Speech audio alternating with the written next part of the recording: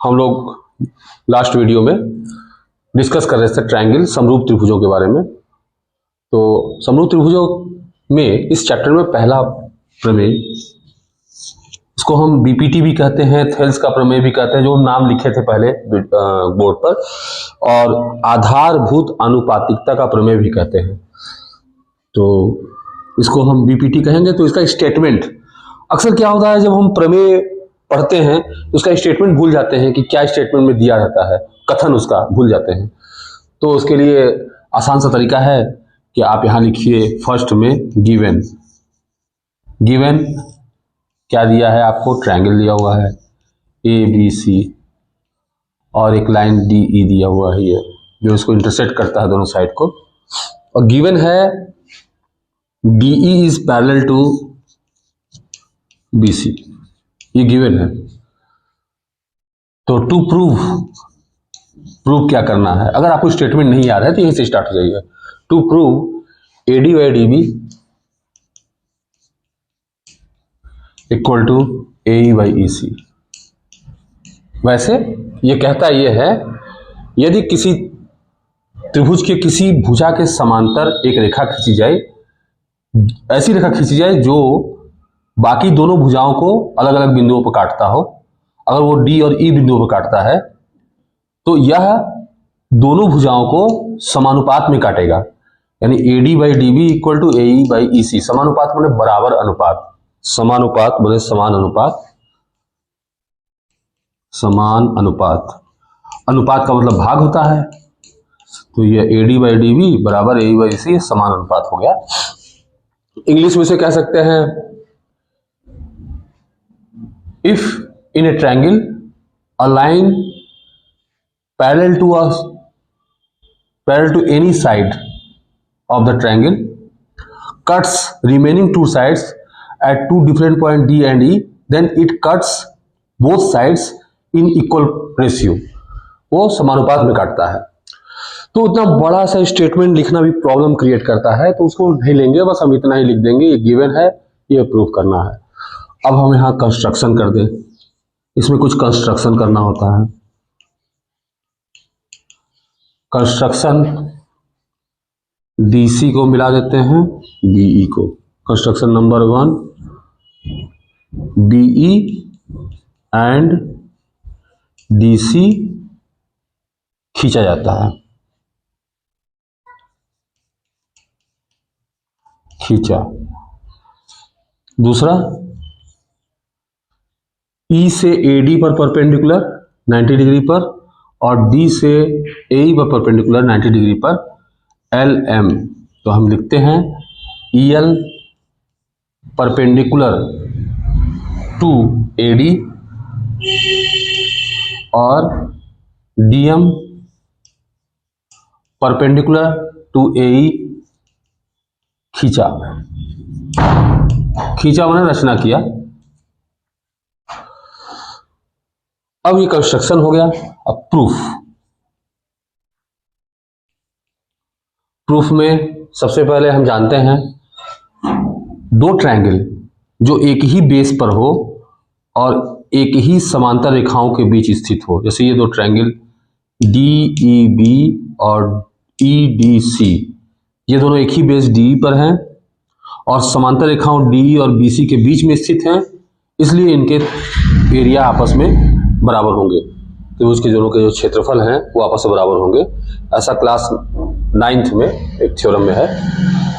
तो हम लिखेंगे area DEC equal to area EDC, EDB, DEC और DEB ऐसे भी लिख सकते हैं, DEB। क्यों बराबर है? दो त्रिभुज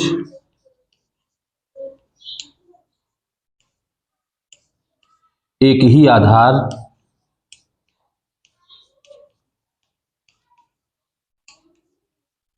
आधार का नाम D तथा DE समांतर BC के बीच स्थित बस इतना लिखेंगे तो इसलिए आपस में ये एरिया बराबर होंगे, क्योंकि प्रमेय में दिया है तो आप इसको यूज कर सकते हैं, इतना ही स्टेटमेंट। तो अब हम एरिया जब लिखेंगे तो हम ट्राइंगल का एरिया लिखते हैं। कोई भी ट्राइंगल है ऐसे ऐसे ए बी सी ट्राइंगल है, इसका एरिया, तो यहाँ से परपेंडिकुलर एक लाइन देखते हैं कि है कि नहीं, नहीं तो ड्रॉ कर लेते हैं परपेंडिकुलर, इसको हाइट बोलते हैं। तो इसका एरिया होता है B C base into height A D, B C into A D by 2। ठीक इसी तरह से यहाँ जो ट्राइंगल डी ई बी है, इसका अगर बेस ये ले लेते हैं, ये आधार इसका, और इसको पीछे बढ़ाते हैं तो ऊपर से जो परपेंडिकुलर गिरा है वो ईएल है, तो यही इस त्रिभुज की ऊंचाई होगी।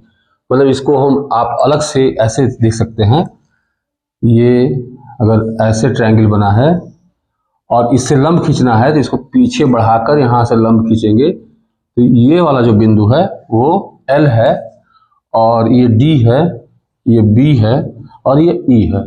तो इस त्रिभुज का एरिया क्या होगा, B D into E L by 2। तो डी ई सी का एरिया, डी ई सी नहीं, पहले डी ई बी का एरिया हो गया B D into E L by 2।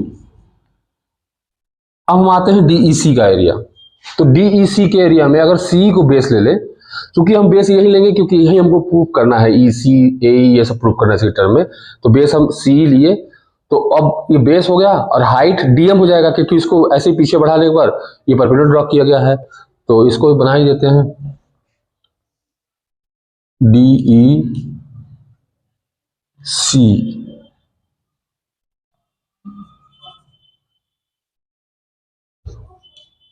सी और ये ट्रायंगल है, इसको पीछे बढ़ाएंगे तब परपेंडिकुलर इस पर गिरेगा, और ये एम है, तो इसलिए बेस सी है तो हाइट डीएम है। इसको ध्यान देंगे आप लोग, CE into DM by 2, 2 to cancel, equation 1। अब इसी तरह से एरिया एडीई, एडीई का एरिया दो तरह से लिख सकते हैं, एक एडी बेस लेंगे तो ईएल हाइट हो जाएगा, और अगर एई बेस लेंगे तो डीएम हाइट हो जाएगा। तो हम लिख सकते हैं area ADE equal to AD into EL by 2 equal to AE into DM by 2।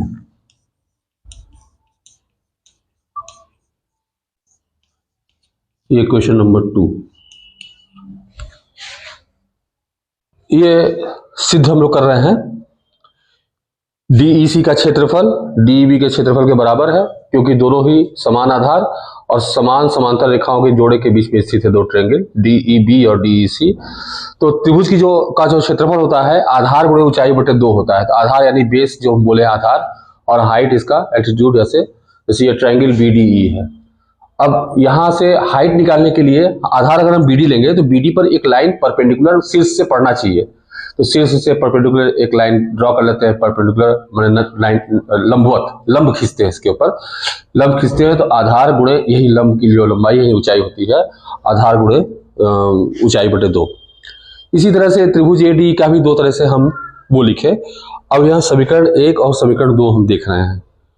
तो समीकरण 2 को हम थोड़ा व्यवस्थित करके लिखते हैं। समीकरण 1 है सीई गुणे डीएम बराबर बीडी गुणे ईएल, और समीकरण 2 है वो एई इंटू डीएम, डीएम के साइड में ही डीएम लिखें, एई इंटू डीएम बराबर एडी इंटू ईएल। ये समीकरण 2 है।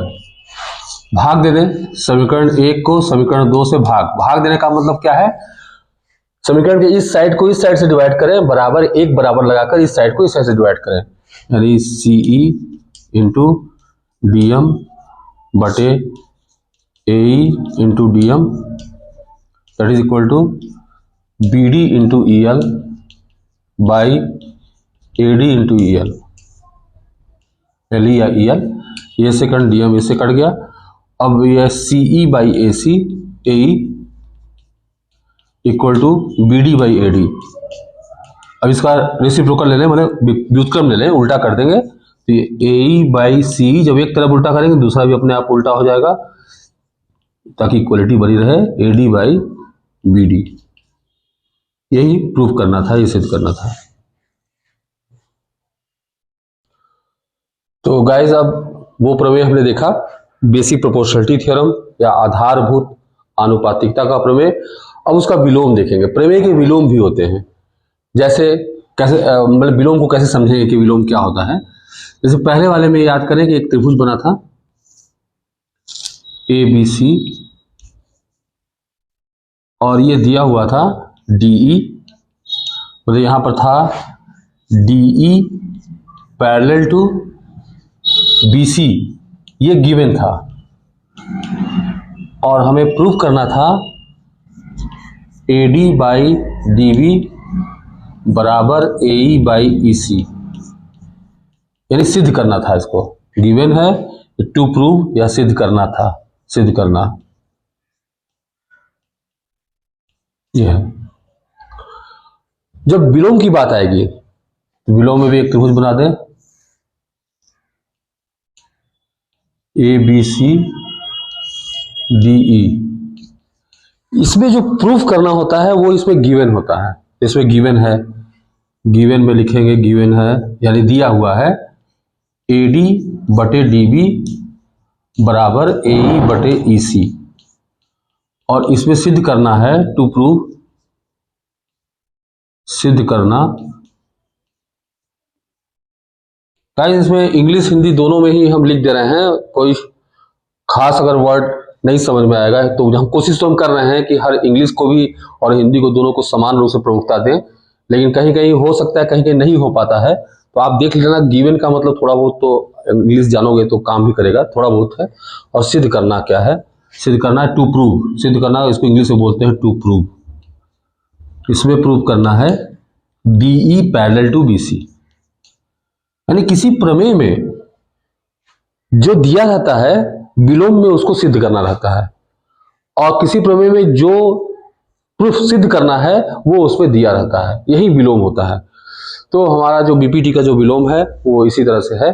पहले के ही तरह BPT के जो विलोम है उस पर स्टेटमेंट हम यूज नहीं करेंगे, बस पॉइंट नंबर 1 BPT का विलोम है और ये हम 1 नंबर डाल के, या तो फिर यही स्टेटमेंट है, स्टेटमेंट कह दें, स्टेटमेंट या कथन।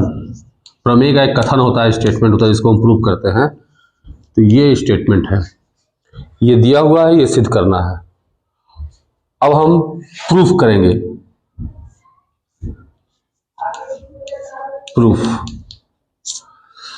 तो बहुत से प्रमेय के विलोम का जो प्रूफ है वो प्रूफ में पहले हम उसका उल्टा लेके चलेंगे, मतलब जैसे सिद्ध करना है DE समांतर है BC, इसको लेके चलेंगे नहीं, DE BC के समांतर नहीं है। इसको इंग्लिश में बोलते हैं प्रूविंग बाय कॉन्ट्राडिक्शन, और हिंदी में बोलते हैं, हिंदी में वर्ड नहीं आ रहा है, प्रूविंग बाय कॉन्ट्राडिक्शन का मतलब विरोधाभास, विरोधाभास मान करके प्रयोग करना, ये सिद्ध करना। विरोधाभास वो शब्द थोड़ा हम कंफ्यूज है उसमें, मतलब उल्टा लेकर, जैसे DE पैरेलल टू BC है तो उसको हम मान लेंगे, माना DE BC के पैरेलल नहीं है, बट लेकिन यहां से D के एक लाइन है वो BC के पैरेलल है, लेकिन जो D के लाइन है वो समांतर है BC के। तो अगर D के समांतर BC के सपोज कर रहे हैं, ले रहे हैं हम, तो थेल्स थ्योरम लगा सकते हैं, थेल्स का प्रमेय, यानी जब समांतर होता है तो AD/DB बराबर AK/KC हो जाएगा। तो BPT से AD/DB बराबर AK/KC, और ये नंबर 1, और गिवन है, दिया है AD/DB बराबर AE बाई EC, ये गिवन है।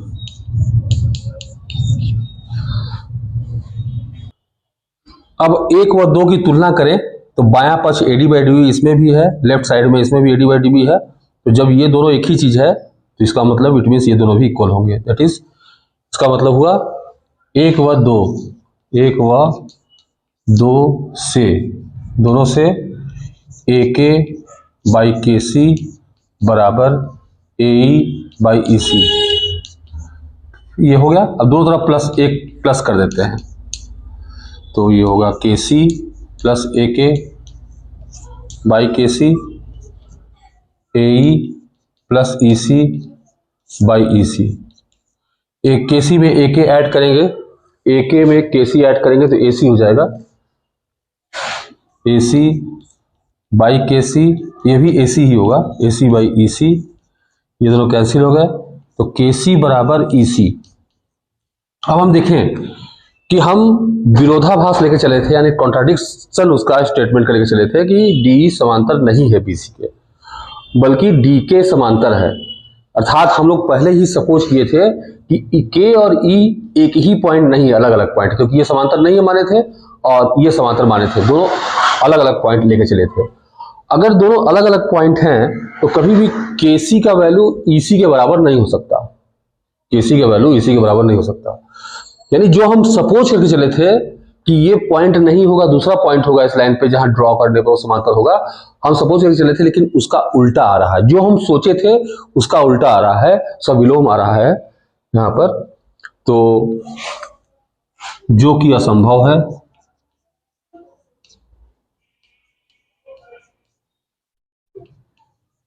असंभव है, ये असंभव है, KC बराबर EC नहीं हो सकता अलग अलग। अतः हमारी कल्पना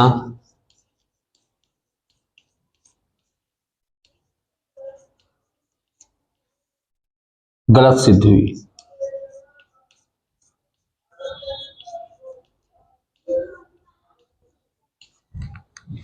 इंग्लिश में लिख देंगे इसको, which is impossible, so our assumption went wrong. अतः जो हम लोग एज्यूम किए थे DE पैरेलल टू BC नहीं है, तो उसको ले लेंगे, अब स्वीकार कर लेंगे, नहीं DE BC के समांतर ही होगा, पैरेलल होगा। ये इसका प्रूफ हुआ। लेकिन इसमें जो ये वाला जो स्टेटमेंट है, फिर से मैं दोहरा, जो कि असंभव है, जैसे KC इक्वल टू EC है, वी हैव सपोज्ड, हम लोगों ने सपोज किया था कि E और K अलग अलग पॉइंट है, यानी C से E का डिस्टेंस, C से K का भी डिस्टेंस डिफरेंट है। हम लोग ये सपोज करके चले थे कि दोनों अलग अलग है, लेकिन हम लास्ट में प्रूव करने से आया CE और CK इक्वल है। तो हम जो सोचे थे उसके अनुसार तो ऐसा संभव है नहीं, तो संभव नहीं है, इसका मतलब हम लोगों ने कुछ लिया था गलत, जिससे हमारा गलत नतीजा निकला। यानी कुछ हमने वो रॉन्ग क्या लिया था, DE पैरेलल नहीं है BC के, इसलिए वो रॉन्ग निकला। तो इसको हम लिख देंगे लास्ट में KC equal to EC, which is impossible, so our assumption went wrong, that is, अतः यानी so DE parallel to BC। तो गाइस ये एग्जाम्पल में है NCERT के, सो समझते हैं।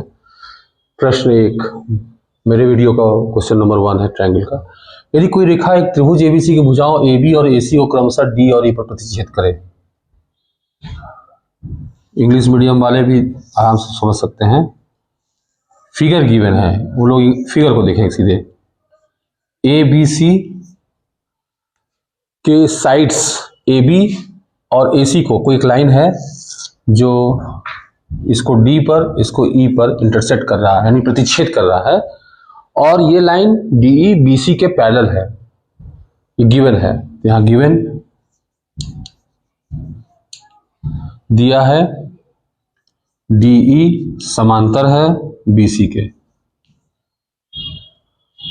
प्रूव करना है AD बाई AB, तो डायरेक्ट हम प्रूव करना, गिवन है टू प्रूव लिख देते हैं, सिद्ध करना है।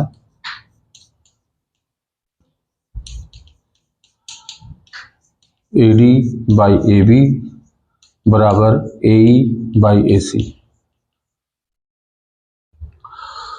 अब सिद्ध करना यानी प्रूफ, इसको हम प्रूफ बोलेंगे।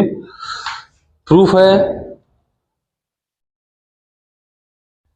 बीपीटी से, यानी बेसिक प्रोपोर्शनलिटी थ्योरम, यानी आधारभूत आनुपातिकता के प्रमेय से। जब ये लाइन इसके समांतर होता है तो प्रमेय बोलता है AD बाई DB बराबर AE by EC। AD by DB equal to AE by EC, ये होता है थेल्स के प्रमेय से। लेकिन हमें प्रूफ क्या करना है, AD बाई AB, यानी AD बाई DB था, AD बाई AB प्रूफ करना है। तो हम इसी से +1 करके इसे फाइंड आउट कर सकते हैं। कैसे? AD है और AB पूरा दिया हुआ है, यानी जो DB है, DB अगर +1 यहाँ करेंगे तो DB AD में जुड़ जाएगा, वहां ही प्लस करेंगे तो AE EC में जुड़ जाएगा, तो सीधे AC आ जाएगा, AC आएगा और AE आएगा। AE तो लाना ही हमको और EC नहीं लाना है, AC लाना है, +1 करने पर हो जाएगा। लेकिन हम ये समझें, इन दोनों को कंपेयर करने पर हम देखें कौन सा चीज है नहीं बदला, तो AD नहीं बदला, AE नहीं बदला। तो +1 करने से पहले जो नहीं बदला, यानी जिसकी डिमांड नहीं, मतलब इसे बदलने की जरूरत नहीं है, इसको ऐसे ही रखना है, इसको उल्टा ले लेते हैं, इसको बाई में यानी हर में डाल देते हैं इसको। तो यहां पर या DB बटे AD बराबर EC बटे AE, यानी फिर से समझा देते हैं एक बार। इसमें हमें प्रूफ करना है AD by DB equal to AE by EC तो होता है, this by this equal to this by this होता है, लेकिन सिद्ध करना है AD बाई पूरा AB लेना है, AE बाई पूरा AC। तो जाहिर सी बात है कि यहाँ पर AD है ही, इसमें DB भी है। अब यहाँ +1 करेंगे तो LCM लोकर DB और AD जोड़ करके AB हो जाएगा। लेकिन उसमें जब AB होगा तो हम याद करें, जब हम भिन्नों को जोड़ते हैं, एक भिन्न में एक या दो कुछ भी जोड़ते हैं, तो भिन्न का हर नहीं बदलता है, यानी ये AD नहीं बदलना चाहिए, AD इसमें भी आना चाहिए तो इसमें भी आना चाहिए। तो इसको हम नीचे ले जाते हैं, यानी हर में ले जाने के लिए इसको उल्टा ले लेते हैं, रेसिप्रोकल, यानी DB बटे AD बराबर EC बटे AE लेकर दोनों तरफ +1 कर देते हैं, यानी DB बाई AD एक जोड़ दिए बराबर EC बटे AE एक जोड़ दिए। तो जब LCM लेंगे तो यहां होगा DB plus AD by AD और यहाँ EC plus AE by AE। तो DB और AD जुड़ जाएगा, क्या होगा, DB और AD AB हो गया। यहाँ सिद्ध हो गया AB बटे AD बराबर AC बटे AE, QED, यही सिद्ध करना था। हाँ सॉरी, ये सिद्ध नहीं करना था हम लोग को सिद्ध करना था AD बाई AB, यानी AD ऊपर होना चाहिए AB नीचे, यानी इसका फिर से रेसिप्रोकल ले लें। फिर हम लिखेंगे व्युत्क्रम, या इंग्लिश से बोलते हैं रेसिप्रोकल। रेसिप्रोकल करने पर AD by AB equal to AE by AC, ये सिद्ध करना था। सिद्ध करने के बाद QED लिख देते हैं,